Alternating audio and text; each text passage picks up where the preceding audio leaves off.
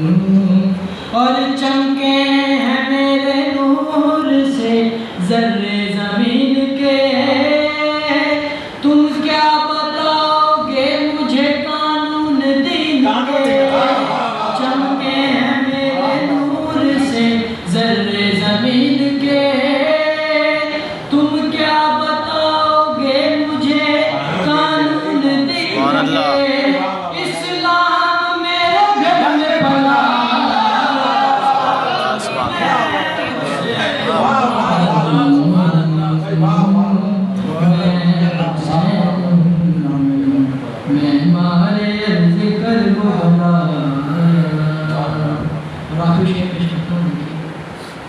ایک دل میں اکثر فاتح ہے خیبر بنا دیا، لوری میں کیا حسین نے اس کو سنا دیا، ایک دل میں اکثر فاتح ہے خیبر بنا دیا، لوری میں کیا حسین نے اس کو سنا دیا، اصغر برن میں بول اٹھا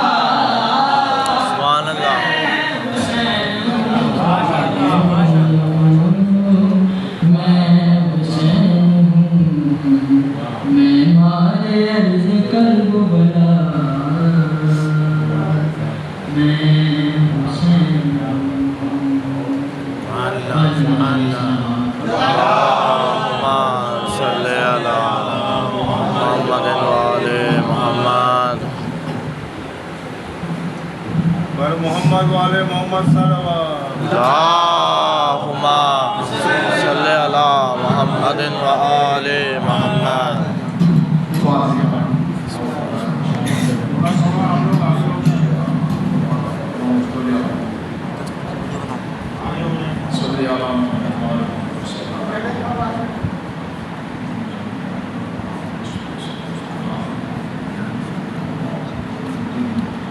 ایک سورہ فاتحہ کی گزارش ہے ہمارے قاسم بھائی جتنے بھی مرحومین علماء جو آج ان کے درمیان نہیں ہے، ہمارے جو زام قائدان علماء حق عالم دین ذاکرین اور آج کی جو مرحوم بشیر مفتی صاحب کی، اور جتنے بھی ہمارے مولانا احسن نقوی صاحب اور جتنے بھی مراجع زام قائدان علماء حق عالم دین ذاکرین، حضرت آدم سے خاتم النبیین تک ان کے لیے ایک سورہ فاتحہ ہے.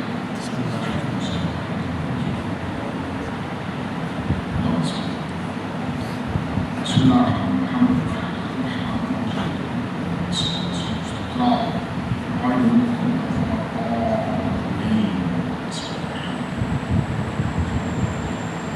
اعوذ باللہ من الشیطان الرجیم بسم اللہ الرحمن الرحیم الحمد للہ رب العالمین الصلاة والسلام علی اشرف الانبیاء والمرسلین خاتم النبیین وسیدنا ونبینا وشفیعنا ومولانا ابو القاسم محمد صلی علی محمد وآل محمد. اہل بیت طیبین الطاہرین المعصومین المظلومین المنتجبین المنتخبین انما یرید اللہ لیذهبن الرجس اهل البیت ویطہرکم تطہیرا. اللہم صلی علی محمد وآل محمد. بسم اللہ الرحمن الرحیم الحمد للہ الذی جعلنا من المتمسکین بالآیۃ من المؤمنین لیبنى من طالب علیہ الصلاۃ والسلام باللہ صلی اللہ. اللہم صلی علی محمد وآل محمد. قاسم بھائی کے تمام فرزندان اسے سلام عمر عنایت فرمائے. جو اس فرش قضا کی عبادت پہ موجود ہیں ان کی جو حاجات منشات ان کی بات قبول فرمائے. تمام علماء کرام آیت اللہ مراج اللہ قائدان حق کا سایہ ہمارے سر پر قائم دائم فرمائے. جتنے بھی بیمار ہیں بیمار کربلا کے صدقے میں صحت کاملہ صحت عاجلہ عنایت فرمائے. اور جو مقروض ہیں ان کے قرضوں کو اتارے. قائم محمد کے ظہور میں تاجیل فرمائے. ان کے مصاحبین میں ہمیں شمار فرمائے. محمد والے محمد کی عظمت پر بلندتر صلوات. اللہم صلی علی محمد وآل محمد. تمام تعریف میرے اللہ کی ہے جس نے اس کائنات کو خلق کیا اور حضرت محمد مصطفیٰ صلی اللہ علیہ وآلہ وسلم. اللہم صلی علی محمد وآل محمد. ان کی خوبصورت آل کو اس زمین پر بطور ہادی بنا کر بھیجا. قرآن جیسی خوبصورت کتاب اور محمد وآل محمد محمد جیسا خوبصورت ترین خاندان اس اللہ تبارک و تعالیٰ نے ہم چاہنے والوں کو عطا کیا، اور یہ کرم ہے اس مالک کا، یہ عطا ہے اس مالک کی کہ وہ اللہ واجب الوجود ہے جو جسموں میں آ نہیں سکتا، زمین میں کسی بدن کے ساتھ پا نہیں سکتا، اگر وہ کسی کیفیت میں ڈھل جائے تو وہ اللہ ہو نہیں سکتا۔ اللہ واجب الوجود ہے، لیکن اللہ کے ہونے کی دلیل وہ 14 معصومین ہیں۔ ہر دور میں اللہ نے ایک ہادی کا انتخاب کیا۔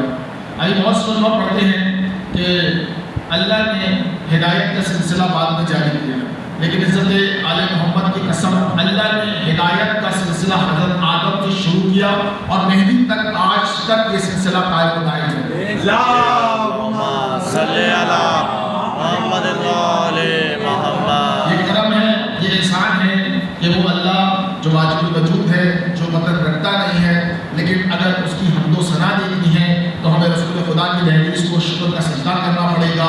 اگر اللہ کی عطا دیکھنی ہے تو امیر المومنین کی دہلیز پر شکر کا سجدہ کرنا پڑے گا۔ اگر خدا کا حجاب دیکھنا ہے کہ وہ کیسا حجاب الہی ہے تو جناب سیدہ کی دہلیز پر شکر کا سجدہ کرنا ہے۔ اگر اللہ کا کوئی حسن دیکھنا چاہے کہ اگر وہ حسن والا ہوتا، اگر مطلب رکھتا تو اس کو حسن کی فضیلت کیا ہے تو حسن مشتبہ کی دہلیز پر جانا پڑے گا۔ اگر اللہ کی کوئی کریمی دیکھنا چاہتا ہے تو اللہ کی کریمی کے لیے حسین شہید کربلا کی دہلیز پر جانا پڑے گا۔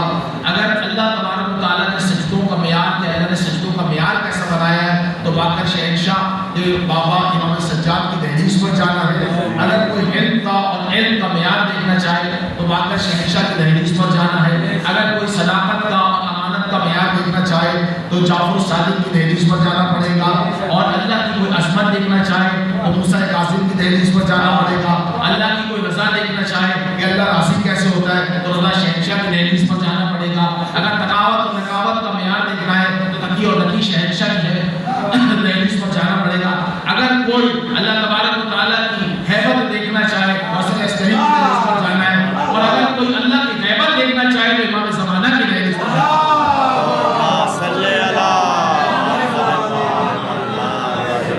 معصوم سے کسی نے سوال کیا تو معصوم نے جواب دیا کہ وہ اللہ بھی چھپا ہوا پردے میں ایک راز ہے اور ہمارا بارگاہ بھی چھپا ہوا ایک راز ہے، اس لیے وہ اللہ بھی قائم ہے، ہمارا بارگاہ بھی قائم ہے۔ کیا فضیلت ہے! آج دیکھیں ہم پر لوگ کفر اور شرک کے فتوے لگاتے ہیں، لوگ کہتے ہیں کہ تعزیہ، یہ جلوس، یہ علم، یہ سلجھنے، یہ تمام چیزیں، یہ مجلس سے یہ لائٹ، یہ روشنی۔ بھائی چور جو ہوتے ہیں نا، چور انہیں روشنی بری لگتی ہے، چوری ان کی روشنی میں پکڑی جائے گی۔ اور حسین کا ذکر وہ ہدایت کا عظیم چراغ ہے، عظیم فضیلت ہے کہ جہاں جہاں حسین کے نام کا ذکر ہوگا وہاں وہاں یہ چراغ چلے گا، وہاں وہاں یہ چراغ چلے گا۔ اچھا، ہم کسی سے چندہ مانگ کے، کسی سے پیسے لے کر، کسی کے گھر میں قبضہ کر کے وہ مجلس علم تعزیہ نہیں نکالتے۔ آپ کو بتائیں کہ قرآن میں کہیں تراویح کا ذکر ہے؟ ہم نے کبھی کسی سے بولا کہ قرآن میں تراویح کا ذکر نہیں ہے، لیکن آپ کہتے ہیں ماتم کرنا بدعت ہے، علم نکالنا بدعت ہے، زنجیر نکالنا بدعت ہے، ماتم داری کرنا بدعت ہے، یہ تمام چیزیں بدعت ہیں۔ بھائی ہم نے کبھی آپ سے نہیں بولا کہ آپ نے یہ تراویح جس کا ذکر قرآن میں نہیں ہے آپ نے کیوں کیا۔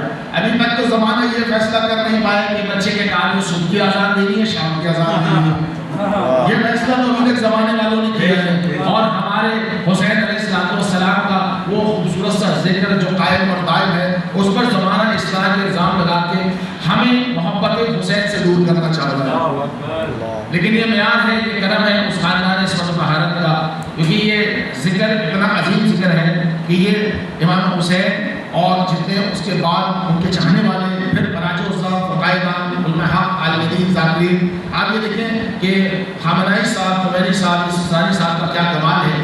لوگ الگ قسم کی بحث کرتے ہیں کہ یہ کیا معاملے چل رہے ہیں اور کیا یہ مسئلے مسائل چل رہے ہیں۔ بھائی سوال یہ ہے کہ اگر علماء کی محبت کا سایہ ہمارے سر پر نہ ہو تو پھر ہم بیکار ہیں۔ یہ علماء کی محبت، یہ مودت، یہ پیار، یہ خلوص، یہ جس کی وجہ سے ہم تمام تر معاملات دنیا کے دیکھ رہے ہیں۔ لیکن یہاں پر یہ سوال بنتا ہے کہ آپ اپنے گھر کے اندر اگر نماز پڑھیں تو آپ کے گھر اہل بیت نہیں آتے، اگر آپ روزہ رکھیں تو روزہ خوشائی میں مہمان آتے ہیں، لیکن آپ کے اہل بیت نہیں آتے، آپ حج کر آئیں تو لوگ آپ کو حج کی مبارکباد دینے آتے ہیں لیکن اہل بیت نہیں آتے، آپ زکات دیں تو آپ کے اہل بیت نہیں آتے۔ واحد امام حسین علیہ السلام کے خاندان کا ذکر ہے کہ جناب سیدہ ان کا پورا خاندان اس ذکر میں آتا سے جناب بی بی پاک بلند ترین صلوات۔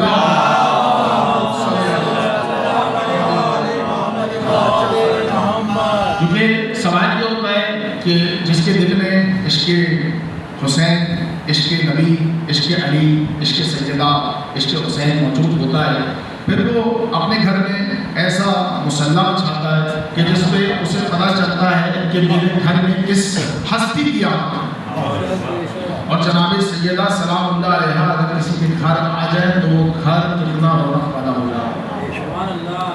آپ سمجھیں کہ ہم تو یہاں موجود ہیں لیکن یہاں جناب سیدہ بھی موجود ہیں، رسول خدا بھی موجود ہیں، کہ اللہ نے جب کائنات بنائی نا تو رسول کی محبت میں بنائی، لیکن رسول اور کائنات کو جو بنائے وہ علی کی محبت میں بنائے، لیکن رسول کائنات اور علی کو جس کی محبت میں بنایا اس کا نام ہے جناب سیدہ صلی اللہ علیہ وسلم۔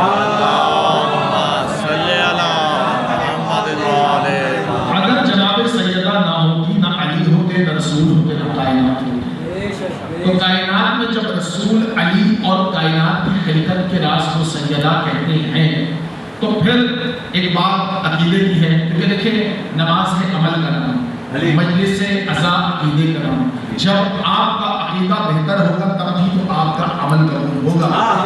اور ہم جب نماز پڑھتے ہیں تو ہمارے بدن کے اندر ایسی ولایت علی کی محبت قائم اور قائم ہوتی ہے کہ جب نماز کو پڑھتے ہیں تو کیا فضیلتیں یاد رکھتے ہیں۔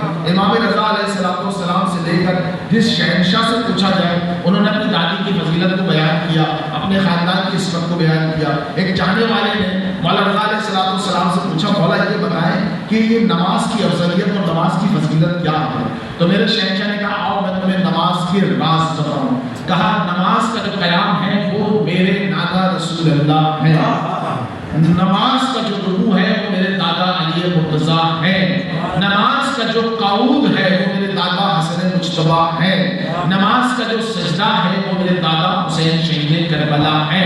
چاہنے والے نے کہا مولا اب تو عجب لطف آئے گا جب نماز پڑھوں گا تو قیام کروں گا آپ کے نانا رسول اللہ یاد آئیں گے، جب آپ کے رکوع میں جب جاؤں گا تو رکوع میں آپ کے دادا علی مرتضیٰ یاد آئیں گے، جب قعود کروں گا تو دادا حسن مجتبیٰ یاد آئیں گے، جب سجدہ کروں گا تو دادا حسین شہید کربلا یاد آئیں گے۔ مولا نے کہا تم نے بات کو ابھی ادھورا سنا ہے، جب تو قیام کرے گا تو میرے نانا رسول اللہ کو یاد کرے گا، جب رکوع کرے گا تو میرے دادا علی مرتضیٰ کو یاد کرے گا، جب قعود کرے گا میرے دادا حسن مجتبیٰ کو یاد کرے گا، جب سجدہ کرے گا تو میرے دادا حسین شہید کربلا کو یاد کرے گا۔ لیکن ان تمام چیزوں میں سب سے اہم ہے نیت ہے میری دادی فاطمہ الزہرا۔ دادی فاطمہ الزہرا محمد صلی اللہ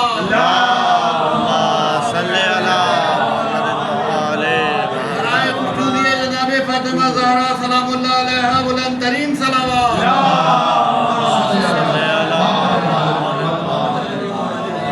اب دیکھنا ہے کہ جو نیت جناب سیدہ سلام اللہ علیہ کے نام سے چاہنے والا کر رہا ہے اس میں جناب سیدہ راضی ہے کہ ناراض ہے، کیونکہ مومن کی نماز قبول ہے، ماتمی کی نماز قبول ہے، حلالی کی نماز قبول ہے، لیکن منافق کی نماز قبول نہیں ہے۔ دیکھیں مسجد میں مومن اور منافق دونوں آ سکتے ہیں، لیکن زہرا کی دہلیز پہ سوائے مومن ازدار ماتمی کے علاوہ کسی کا کعبہ نہیں ہے، یہ وہ دہلیز ہے۔ اب آگے دیکھیں جب یہ بات تو کر دی اب آگے آئیے، یہ میرے عقیدے کی بات ہے، جب نیت دادی فاطمہ الزہرا ہے تو اس نیت کے لیے ارادہ بھی ضروری ہے۔ جانتے ہیں وہ ارادہ کیا ہے؟ وہ جناب ابو طالب ہے، لیکن اس ارادے کے لیے شعور بھی ہونا چاہیے، اس شعور کو جناب خدیجہ نے، اور اس شعور کے لیے پہلے عقل چاہیے، اس عقل کو میرے رب ذوالجلال کریم اللہ نے عقل دی، شعور جناب خدیجہ نے دیا، ارادہ ابو طالب نے بنایا نماز کے لیے، نیت جناب سیدہ، نماز کا قیام رسول خدا، نماز کا رکوع علی مرتضیٰ، قعود حسن مجتبیٰ، سجدہ حسین شہید کربلا، اور نماز کی تمام فضیلتوں میں اہل بیت کی فضیلتیں بتا کے اللہ نے بتا دیا کہ جب نماز پڑھو تو اہل بیت کو دل میں رکھ کے پڑھو، ایسے نہ پڑھو، ایسے نہ پڑھو۔ آج کی مجلس جو منسوب ہے وہ کائنات کے عظیم اور پاک شہنشاہ امام حسن عسکری کی نام ہے۔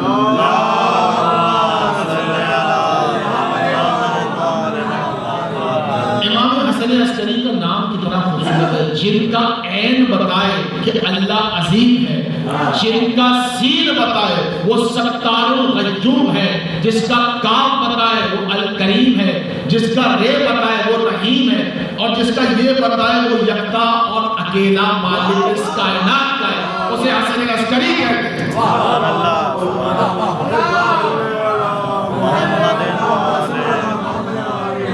جو اپنے نام میں اللہ کی عظمت، اللہ کے ستار الغیوب، اللہ کی کریمی، اللہ کے رحمان و رحیم ہونے کا اور اللہ کو یکتا ہونے کا زمانے کو بتائے، اسے حسن عسکری کہتے ہیں۔ لیکن حسن عسکری کو سمجھنے سے پہلے ان کے بابا کو سمجھنا ضروری ہے، کیونکہ جب باپ کا کردار انسان کو سمجھ میں آئے گا پھر بیٹے کا کردار سمجھ میں آئے گا، کیونکہ دونوں حجت خدا ہیں، وہ بڑی حجت یہ ان کے باپ ان کے بیٹے ان کی حجت ہے، اور یہ فضیلتیں ہیں کہ امام مکی علیہ السلام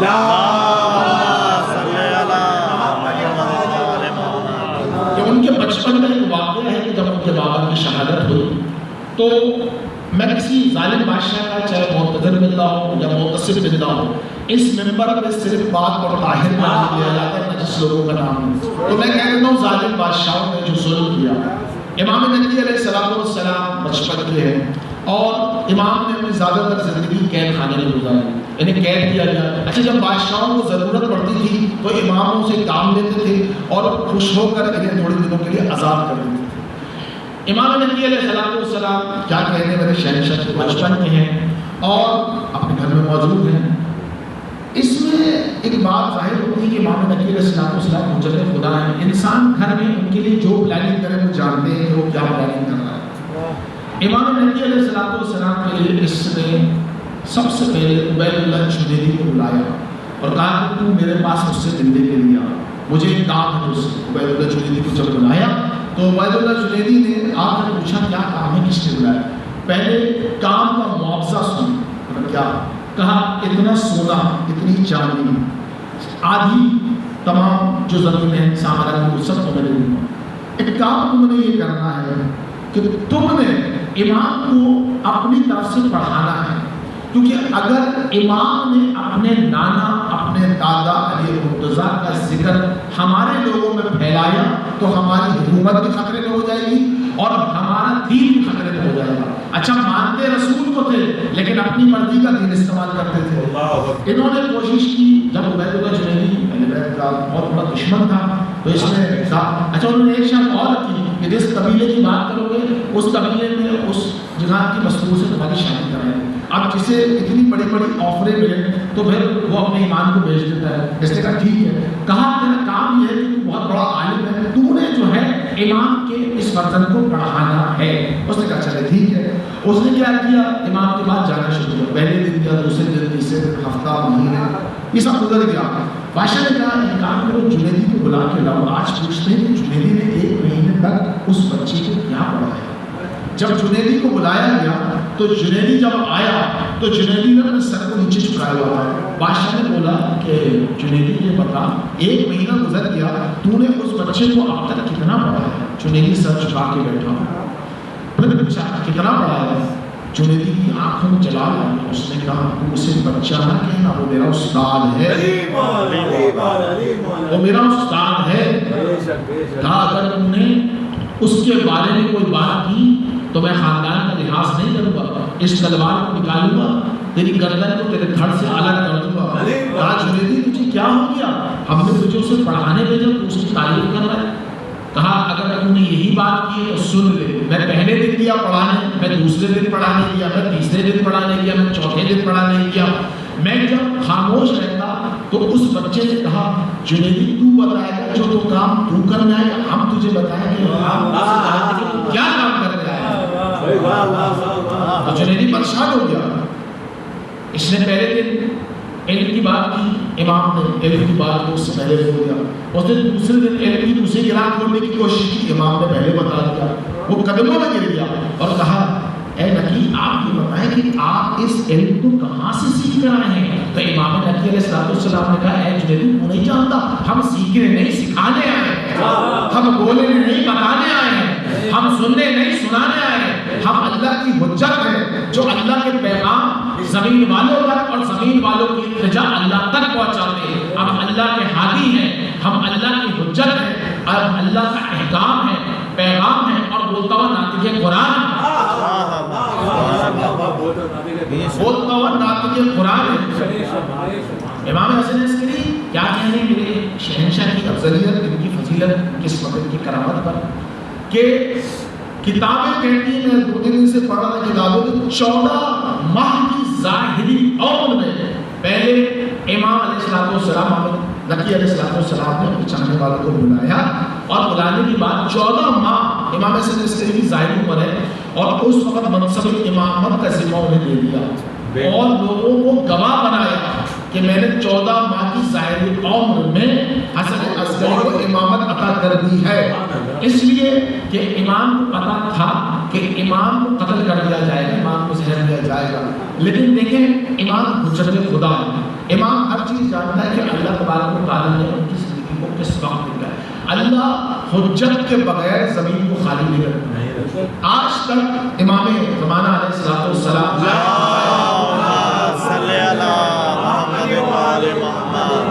امام قائم اور دائم ہیں، دنیا کے نظام کو چلا رہے ہیں اس کی مرضی سے، کیونکہ اللہ تبارک و تعالیٰ نے اپنے ہر نظام کو امام زمانہ کو عطا کیا اور امام زمانہ تمام نظام کو چلا رہے ہیں کیونکہ وہ اللہ واجب مجبور ہے. اللہ نے اپنے ہر کام کو اپنی حجتوں سے لینا ہے. ہادی کا کام ہی اللہ کا تمام پیغام زمین والوں تک پہنچانا ہے. تو امام حسن عسکری علیہ السلام کیا کہہ رہے ہیں؟ ظالم بادشاہ نے کوشش کی کہ امام اور امام کے والد کو، امام حسن عسکری اور ان کے والد کو سامرا بلایا گیا تو دھوکے سے بلایا گیا.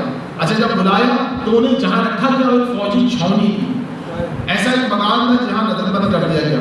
اچھا وہ سمجھتے تھے کہ شاید امام کو تکلیف ہوگی، لیکن امام کسی خواہش کا تابع نہیں ہے.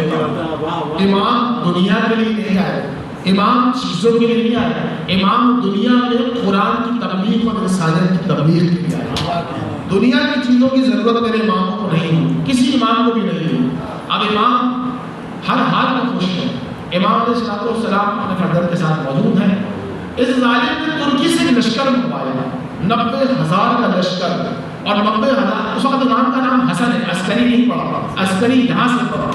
امام بچپن کی ہیں اور امام نقی علیہ السلام دونوں موجود اپنے گھر میں. تو اس ظالم بادشاہ نے ان کے عمل کو دکھانا تھا کہ یہ کیا ہے میں کیا ہوں، کیونکہ ہر بادشاہ چاہتا ہے کہ اقتدار اس کے پاس، دولت اس کے پاس، ہر چیز اس کے پاس ہے. تو ہر کوئی اپنی دولت، اپنے لوگوں کا معیار دنیا میں لوگوں کو دکھاتا ہے، لیکن اس ظاہر کو کیا پتا ہے جس کے تعلقات اللہ سے ہو اس کا کیا معیار ہوگا.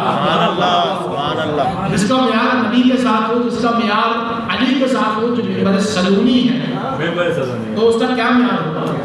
اپنے گھر میں موجود ہیں اور بادشاہ نے 90,000 کا لشکر ترکی سے منگوایا اور انہیں بلایا.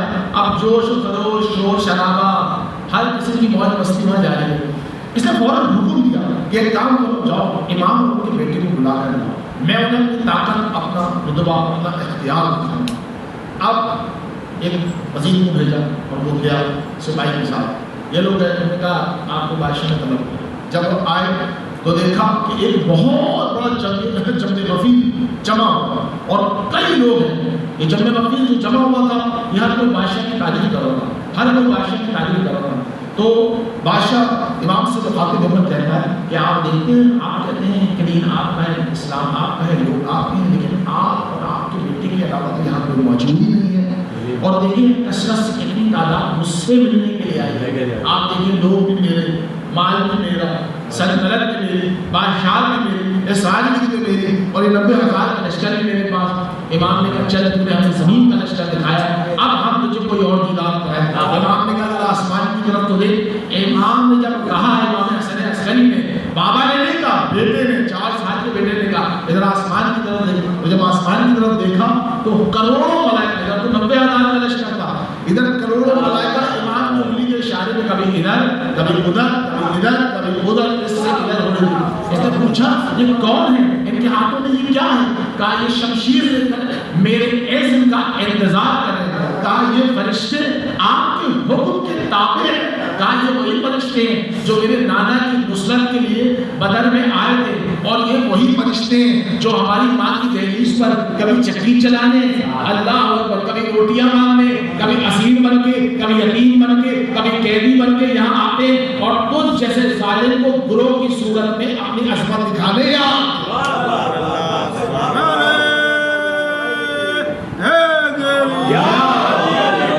محمد والے محمد صلوات اپنی عظمت دکھانے آپ کو۔ امام حسن عسکری کا بچپن کا ایک واقعہ اور بڑا خوبصورت ہے۔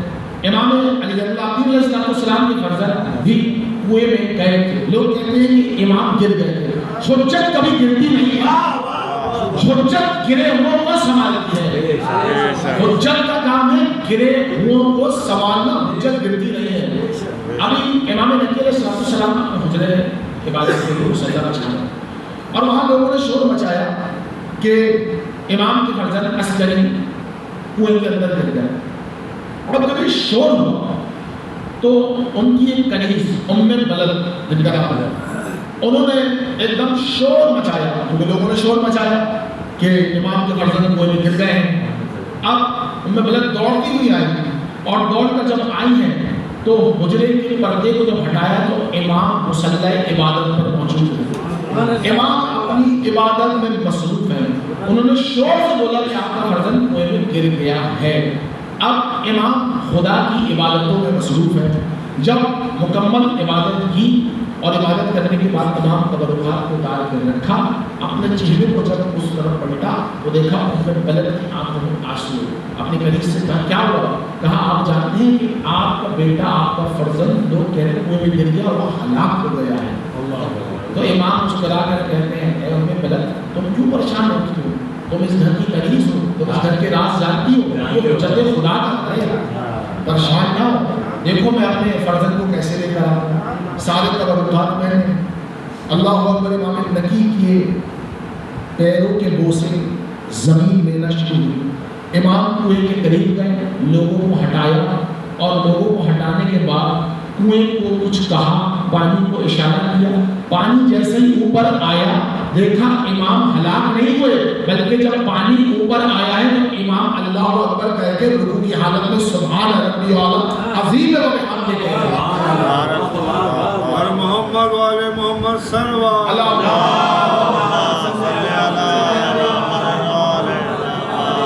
امام اللہ اکبر کہہ کر سبحان ربی العظیم و بحمدہ کہہ کر وہ اس باہر اپنے بابا کی سینے سے لگ گئے۔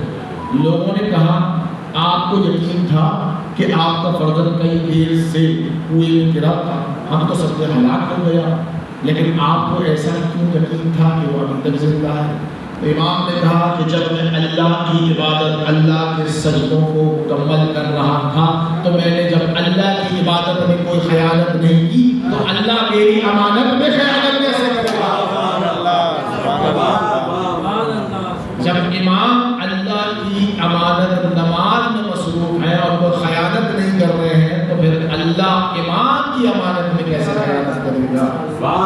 اور یہی تو وجہ ہے کہ میرے شہنشاہ، کیا کہنا ہے میرے شہنشاہ کے مرتبے کے، معیار کے، اختیار کے، کہ امام کا جو مرتبہ ہے اسے صرف چاہنے والا سمجھ سکتا ہے۔ امام کو چاہنے والا ایک شخص امام سے ملنے کے لیے اپنے بیٹے کے ساتھ آئے، غربت بہت چھا گئی، اب کیا کہتے ہیں، امام حسن عسکری کا دور ہے۔ اب انہوں نے سوچا کہ ہم امام سے جب جائیں گے تو امام سے کچھ مانگیں گے، تو حجت خدا گھر میں بھی انسانوں کے راز جانتے ہیں، وہ گھر میں موجود ہیں۔ انہوں نے کہا غربت ہو گئی، پریشان ہیں، مشکلات میں ہیں، امام کے پاس جائیں گے, کوئی التجا کریں گے, تو باپ نے کہا تو کیسے مانگو گے, ہمیں تو شرم آئے گی, ہم تو اتنے پیسے والے تھے, اتنے دولت اختیار والے تھے, اب تو ہمارے پاس کچھ بھی موجود نہیں ہے, اب امام سے مانگیں گے کیسے. اب انہوں نے کہا چلو ایک کام کرتے, امام کی خدمت میں جاتے, 2-3 دن سے بھوکے بھی تھے, اب امام کی جب خدمت میں جانے کے لیے تیار ہوئی گھر سے غربت چھا گئی, جب نکلے تو راستے میں سوچ رہے تھے کہ مجھے امام شاید 500 دینار دے دیں, ٹھیک ہے. دوسرا بیٹا, جو بیٹا کہتا ہے, باپ کہتا ہے 500 دینار, بیٹا کہتا ہے 300 دینار دے دیں. اب ہوا یہ کہ جب یہ چلتے رہے راستے میں یہی گفتگو کرتے رہے, لیکن امام سے مانگتے ہوئے شرم آ گئی.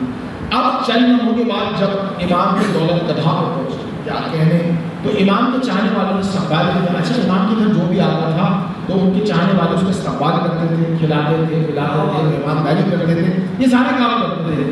اب 2 سے 3 دن امام کیا رکے, اچھا امام سے ملاقات بھی, لیکن شرم کے مارے امام سے کچھ کہہ نہیں پا رہے. اب جانے لگے, اب امام کی فضیلت دیکھ رہا, امام سے کچھ کہہ نہیں رہے, جانے لگے. جب چلے ہیں اور گلی کی کونے تک پہنچے ہیں تو امام نے اپنے چاہنے والے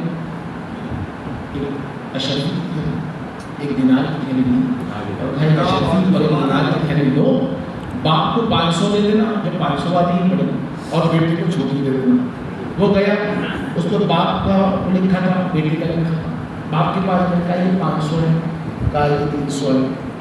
اب وہ مطمئن ہوگا کہ ہم نے تو امام سے کہا ہی نہیں اور امام نے ہماری خواہش کی پوری کر دی. وہ امام ہی کیا جو انسان کی دل کے حال بنا جاتا ہے. امام نے خواہشات کو بھی مکمل کیا, امام نے اس کی بات کو بھی مکمل کیا. اسے کہتے ہیں حجت خدا, خدا کے ہادی.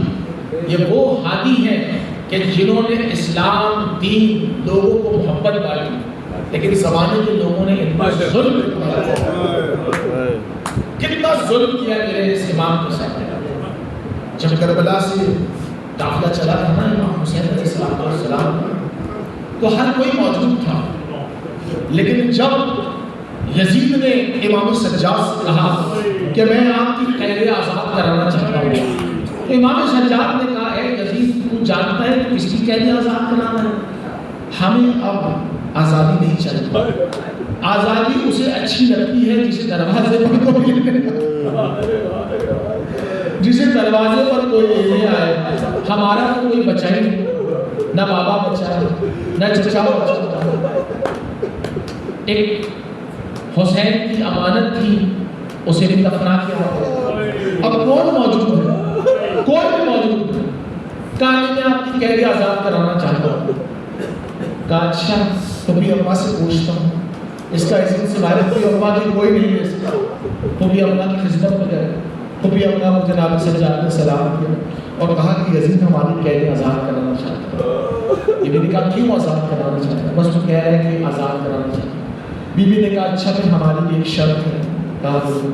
کہا سب سے پہلے لٹا ہوا سامان جو ہمارے خیموں سے لوٹا گیا وہ سامان ہمیں واپس کیا جائے, جو ہمارے شہیدوں کے سر ہیں وہ ہمیں واپس کیے جائے اور ہمیں ایک مکان دیا جائے. جب یہ شرائط رکھے گئے تو یزید نے کہا مجھے مکان کی شرط بھی منظور ہے, مجھے سر کی شرط بھی منظور ہے, لیکن جو سامان کی شرط ہے وہ مجھے منظور نہیں ہے. کہا کیوں نہیں منظور ہے؟ کہا 36 ملکوں کی فوج نے حسین کے خیموں کو لوٹا, میں وہ سامان کہاں سے لے کر آؤں؟ ہائے اللہ, میں کیا کہوں, میری پاک اور عظیم شہزادی نے کس طرح گریہ کیا ہے. ایک کے بعد ایک جو سر آتے گئے, لیکن جب حسین کا سر آیا ہے تو ساری بیویوں نے سارے سروں کو چھوڑ دیا, لیکن شور رکا ہوا, شور دبا ہوا کہ 2 اور چھوٹے چھوٹے ننھے سر آئے. جب یہ ننھے سر آئے تو لوگوں نے کہا, عورتوں نے کہا کہ یہ جو 2 چھوٹے چھوٹے سر ہیں ان کا بھی کوئی وارث ہے کیا, ان کی تو ماں مر گئی ہے کیا, ان کی ماں مر گئی ہے. جناب زینب نے کہا کہ بھائی کا پرسہ یا بچوں کا پرسہ دوں, میرا امام حسن عسکری آپ کیا جانے, آپ کیا پہچانے. امام حسن عسکری علیہ السلام کو پہلی ربیع الاول کو زہر دیا گیا ہے, پہلی ربیع الاول کو زہر دیا.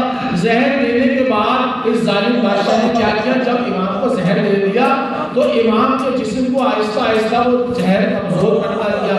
اس ظالم نے کیا کیا؟ شراب کی بوتل سامنے رکھی ہوئی ہے, گلاس سامنے رکھا ہے, اور اس نے اپنے سپاہیوں کو حکم دیا کہ ہم نے اپنا کام تو کر دیا, لیکن ایک کام کرو, امام کے ہاتھوں کو کھولو اور امام کے ہاتھ پر اتنے تازیانے مارو جب تک میں اٹھنے کا حکم نہ دوں. امام کے ہاتھ میں جب تازیانے لگ رہے, زہر بھی امام حسن عسکری کو دے دیا ہے. امام حسن عسکری کے ہاتھ میں اتنے تازیانے لگے, یہ ظالم سامنے بیٹھ کر شراب پی رہا ہے. امام حسن عسکری علیہ السلام کہتے ہیں ارے کچھ لحاظ تو کر, میں رسول کا نواسا ہوں, میں علی کا پوتا ہوں, میں راجا کا پوتا ہوں, کچھ تو لحاظ کر. لیکن یہ تازیانے رکنے کا کام نہیں دے رہا ہے. تازیانے پڑھتے گئے, دربار کے اندر بڑے بڑے حکیم بیٹھے ہوئے تھے. انہوں نے کہا اے ظالم رک دے, اے ظالم روک, یہ قیدی مر جائے گا, اس کے ہاتھوں سے خون جاری ہو رہا ہے. ارے جب امام حسین علیہ السلام, میرا سلام ہے آپ کے خاندان پر. امام حسن عسکری کی جب 8 تاریخ کو شہادت ہوئی ہے نا, اور امام حسن عسکری کے جب انہیں غسل دیا گیا, جب انہیں کفن پہنایا گیا, اور جب امام علیہ السلام کے اس خاندان کے لیے کہا جاتا ہے نا کہ یہ جو چپ تعزیہ ہوتا ہے یہ کیوں ہوتا ہے, میرا مظلوم امام مہدی علیہ السلام پہلی ربیع اول سے جس دن بابا کو زہر دیا گیا تھا, پہلی ربیع اول سے روتا رہا منہ پہ ہاتھ رکھ کے. یہ جو چپ تعزیہ ہوتے ہیں اسی لیے کہ امام 8 دن منہ پر ہاتھ رکھ کر رویا ہے. اور جس دن امام کی شہادت ہوئی ہے نا امام حسن عسکری کی, تو بادشاہ نے کہا کہ گھر میں 2 مستور موجود ہیں, امام کا جنازہ رکھا ہوا ہے, اگر کسی کے اور رونے کی آواز آئے تو گھر کا لحاظ نہ کرنا, دروازے کو توڑ کے اندر گھس جانا, جو بھی ہو اسے اندر سے باہر آنا, اسے قتل کرنا. میرا مظلوم امام مہدی اپنے ہاتھوں کو اپنے منہ پر رکھ کر رو رہا ہے.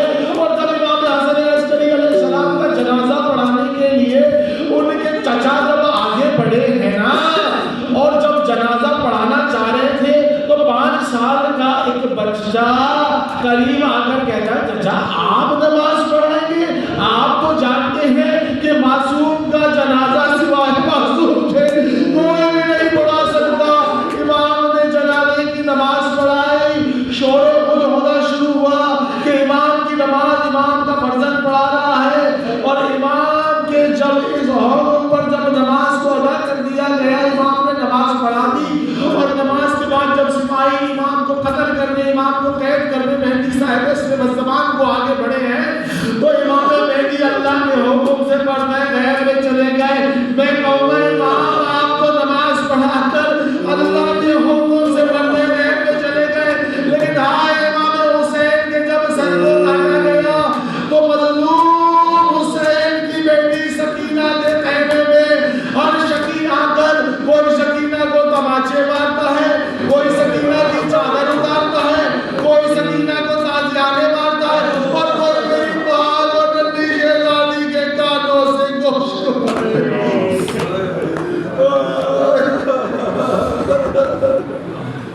لعنت اللہ علی الظالمین وسيعلم الذين ظلموا أي منقلب ينقلبون إنا لله وإنا إليه راجعون. بقضائه تسليما للأمر مالک ہماری اس عبادت کو نبھانا قبول مقبول فرمائے. مالک کوئی غم نہ دے سوائے ہمیں شبیر کے قائد مالک محمد امام زمانہ کے ظہور میں تعجیل فرمائے, ان کے مصائبین میں ہمیں شمار فرمائے, شفاعت آل محمد نصیب فرمائے. ماتم حسین شہزادی